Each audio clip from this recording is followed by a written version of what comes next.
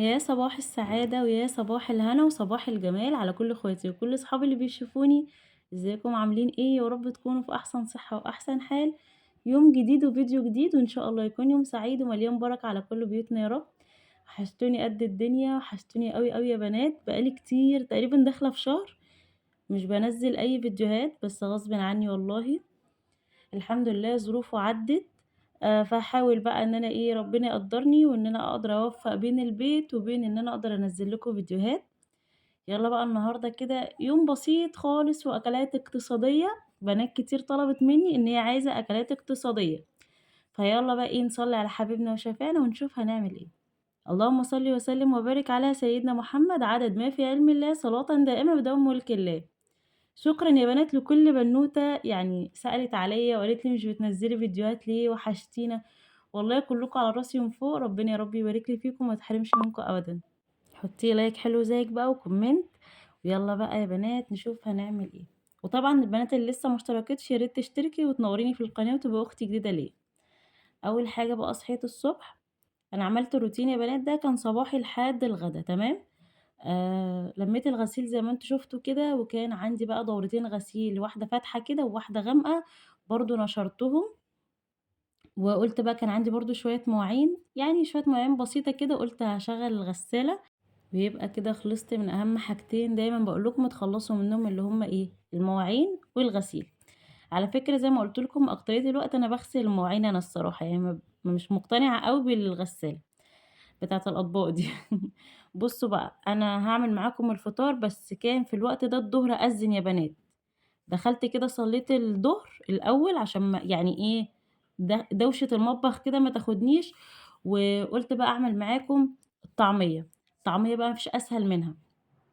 بتحطّي بصلاية على نُص كيلو فول مدشوش، تكوني بلّاه قبلها بساعتين أو قبلها بيوم زي ما تحبّي وتصفّيه كويس، وكمان بقى كام فَص كده من التوم، وتحطّي كزبرة اللي هي الخضرة بتاعة المحشي، شبت وكزبرة وبقدونس، اللي هي أنا ما باخدش العيدان، أنا باخد الزهرة بس، اللي هي يا بنات الورق بس. يعني شوية صغيّرين، ما تكتّريش برضه عشان ما تفُكِّش منِّك. وشوية مَيّة كده صغيّرين، تقدري بقى تعمليها في الكَبّة، أنا باحس إن هي في الكَبّة كويسة، برضه في الخلاط لو ينفع الخلاط بتاعِك ومش هيبوظ، اعمليها في الخلاط. بُصّوا، من الحاجات الجميلة أوي الطعمية إن أنتِ تعمليها في البيت، يعني أنا من الناس اللي باحبها في البيت، حتى لو جوزي في يوم جابها من برّه الصراحة مش باكلها خالص، لإني باحس إن الزيت مش نضيف برّه، وما بابقى مش متطمنة وأنا باكلها، فأنا بقى باعملها في البيت وتطلع حلوة جدًا. عملت الكمية على مرّتين عشان الكبة بقى ما تبوظش منّي، لإن هي بتبقى محتاجة يا بنات إن هي تتضرب كويس، يعني تفرميها كويس معاكِ. بُصّوا ده القوام بتاعها أنتم هتشوفوها معايا. عايزة تعملي القوام سايل، أنا يعني هي القوام بتاعها كان سايل معايا شوية، أنتم هتشوفوها معايا لإن أنا هاضيف عليها بيض. أنا هاعمل كمية أشيلها في التلاجة، وشوية يعني شوية صغيّرين كده أعملهم على قد الفطار، فتقدري الطريقة دي برضه إن أنتِ تحتفظي بيها في الفريزر، والله ما فيش أسهل منها. بُصّوا أنا عملت جِبت نُص كيلو فول مدشوش، حطيت عليه بصلاية، وحطيت عليه يعني 4، 5 فصوص كده من التوم، وحطيت عليه يعني قولي مثلًا زي كبشة كده في إيدِك من الخضرة، الخضرة المتوفرة عندِك بس. وتقومي بعد كده بقى القوام اللي هيخلّيه بقى كده هشة وجميلة إن أنتِ تعملي تقومي جايباها كده في أي بولة وتبدئي إن أنتِ بالمضرب تضربي فيها شوية كده لحد ما تعلى معاكِ. أنا ما حطيتش لسه عليها أي حاجة، يعني لسه ما حطيتش توابل، ما حطيتش حاجة، لإن الكمية أنا هاطلّع على قد الفطار والباقي هاشيله في الفريزر، فأنا مش باحط فيها توابل وملح وكده وأنا باشيلها في الفريزر، فاهمينّي؟ مكونات بسيطة جدًا وحاجة أنتِ عاملاها في البيت كده، وبرضه حاجة اقتصادية، مش لازم تفطروا بيها بس، أنتِ ممكن في أي يوم كده مكسلة تعملي غدا أو حاجة، تطلّعي كده كيس طعمية مع شوية بطاطس مهروسين مع بيض وكده، وتقومي عاملة غدا برضه حلو أوي. حطيت كده بقى على قد المَرّة الواحدة اللي أنا هاحتاج فيها، عملت لي حوالي يا بنات 3 أكياس أو 4 أكياس، وغير بقى شوية كده اتبقوا معايا. أنا ما باحطش ملح زي ما قُلت لكم ولا توابل ولا حطيت فيها baking powder ولا حطيت فيها أي حاجة خالص. شِلتها في الفريزر وجيت بقى هنا سِبت شوية كده في الآخر حطيت عليهم بيضاية، وحطيت عليهم شوية سمسم، وحطيت هتحطي بقى ملح وتحطي كل التوابل اللي أنتِ بتحبيها براحتك، وطبعًا ما تنسيش تحطي الكزبرة. وحطيت عليها سيكة كده من البيكنج باودر عشان بقى ايه تخليها هشة وحلوة. ما تحطيش اي حاجة عليها وانت بتشيلها في الفريزر، وده يعني انا عن نفسي عمري ما جربتها الصراحة بالتوابل، يعني ما حطيتش توابل ابدا فيها في الفريزر. في ناس تحط عليها اللي هو بيكنج باودر، او تحط عليها اللي هو البيكربوناتو زي ما تحبي بقى. وقمت حطاها في كيس، يعني عارفة اللي هو كيس عادي كده، وقطعته من الحرف. وبدأت بقى أنا أشكلها كده، لأن البضاية خلت قوامها سايل معايا، بس انتوا هتشوفوا شكلها يبقى حلو قوي. ومن على الوش كده حطيت شوية سمسم. بصي بقى ما تقلبيهاش الا لما تحسي ان هي ايه، يعني مسكت نفسها كده، تبداي تقلبيها وما تستنيش لحد ما تحمر. يعني بصوا اول ما خدت لون بسيط خالص كده بدأت بقى ان انا اقلبها، وهتشوفوا بقى شكلها معايا تحفة. عايزة اقول لكم ريحتها قلبت الدنيا. جميلة وما شاء الله. بصوا هقطع معاكم واحدة دلوقتي تشوفوها هشة جدا وسهلة وبسيطة وما خدتش وقت، وعملتها الفطار بقى، تاكليها بقى بعيش، تاكليها بقى في سندوتشات فينو. انا كان عندي فينو الصراحة، فقلت اعمل بقى سندوتشات فينو بيها. حلوة جدا وطرية بقى وطعمها فظيع. فلازم تجربوها يا بنات للولاد كده وليكم، ومش بتشرب زيت كتير خالص، وحلوة قوي. قلت بقى اعمل سندوتش كده وهي سخنة. انا بعشق الطعمية في الفينو، مين زي بقى؟ بحبها جدا. تبقى سخنة كده وفينو. فمن الحاجات الحلوة يا بنات، عشان كذا حد والله في كومنتات يقول لي اعملي معانا اكل اقتصادي. بصوا وانا مش ببص ان هو اكل اقتصادي، انا الاكل اللي بيجي على بالي او نفسي بتروح له هو ده اللي بعمله. فكان نفسي بقى في الطعمية جدا يعني.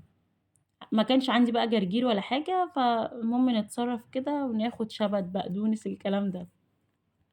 بس عملنا احلى سندوتش كده فظيع. جربوها يا بنات وشيلوا منها شوية برضو في التلاجة، هتنفعكم قوي. تمام. فطرنا بقى وقلت ادخل اعمل الغدا. بصوا يعني ايه، هو اليوم كله كده كنت حاسة ان هو يوم بسيط كده وسهل، يعني واقتصادي، مع اني ما بقاش في حاجة على فكرة رخيصة دلوقتي، بس يعني ايه، حلو. انا بالنسبة لي الاكلات دي ممكن تخليني اكل اكتر من اللحمة والفراخ والله. كان عندي كرومباية ايه. كان عندي قرنبيطاية، 2 قرنبيطة. تمام. فجبت بقى حلة مَيّة كده وحطيت فيها شوية ملح وشوية كمون حصى. انتم عارفين الناس اللي متابعاني ان انا باحب اسلق الحاجة في كمون حصى، مش باحب الكمون اللي هو ايه، المطحون ده. قطعتها زي ما انتم شايفين بالطريقة دي اللي هي صغننة خالص كده. آآ مش باسلقها كاملة، عشان في ناس يا بنات بتسلقها كاملة، لأ أنا باحب أقطعها صغننة كده زي ما انتم شايفين اللي هو زي الوردة كده، واسيبها بقى تتسلق. واجي بقى هنا اعمل ايه، هاحط هنا البيض. بصوا انا من النوع اللي باحب فيها بيض كتير، بس انا عشان الناس قالت حاجة اقتصادية فهنحط على الاتنين قرنبيطة هنحط 4 بيضات بس. يعني على القرنبيطة الواحدة لو انت هتعملي واحدة تحطي بيضتين، تمام. وفي ناس على فكرة بتحط عليها بيضة واحدة، بس انا من الناس بقى اللي باحس ان انت كل ما بتكتري البيض اكتر كل ما بيبقى طعمه احلى. فطبعا عشان البيض غالي دلوقتي مش هتبقى اكلة اقتصادية خالص. حطينا بقى 4 بيضات، وحطينا بقى برضه كان شبت وبقدونس وكزبرة. أخدنا برضه يا بنات الورق ما بناخدش العيدان، تمام. وقلبنا كده ونزلت عليهم بشوية يعني قولي معلقتين مثلًا نشا، وتبدأي بقى إيه تقلبيهم كده مع بعض كويس أوي، وتبدأي بقى تحطي الدقيق بتاعِك. أنا حطيت حوالي، بُصّي دي المعيار دوّة نُص كوباية، أنا حطيت حوالي كوبايتين أو كوبايتين ونُص، حسب ما الخليط معاكِ يبقى عامل زي الpancake كده. أنا حطيت عشان أنا ما شاء الله كنت عاملة 2. بُصّوا أنا لمّا باعمل الأكل ده باحب أزوّد عشان إيه، أدّي الحبايب بقى أنتم فاهمين. وقُمت حطيت عليها شوية baking powder كمان، ونبدأ بقى نحط شوية لبن. أنا مش باحب أعجنها بمَيّة، فممكن أنتِ تستبدلي طبعًا اللبن بمَيّة، يعني ممكن تحطي مَيّة، بس حاسة إن هي بلبن بتبقى أحلى يعني. بس، وتبدئي بقى تحطي بقى التوابل بتاعتِك، بس أهم حاجة تقلبي كده كويس، وما تحطيش اللبن مرة واحدة عشان ما يبقاش خفيف وتفضلي تزودي في الدقيق.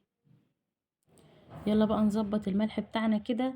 بُصّوا بقى أنا حطيت إيه، أنا حطيت كل التوابل اللي موجودة عندي يا بنات، يعني بُصّوا مش هاقول لكم بقى مثلًا حطّي حاجة معيّنة، بس إيه الأساسي معانا، الأساسي الكمون. الكمون بيدّي طعم حلو جدًا، فأنتِ لو عندِك كمون طبعًا حطّي كمون، وأي توابل بقى أنتِ بتحبيها، التوابل بتدّي طعم حلو جدًا، تمام. فأنا حسّيت هنا كده إن هي محتاجة معلقة لبن برضه، قُلت أحطها ويبقى معاكِ القوام كده زي الpancake، تمام.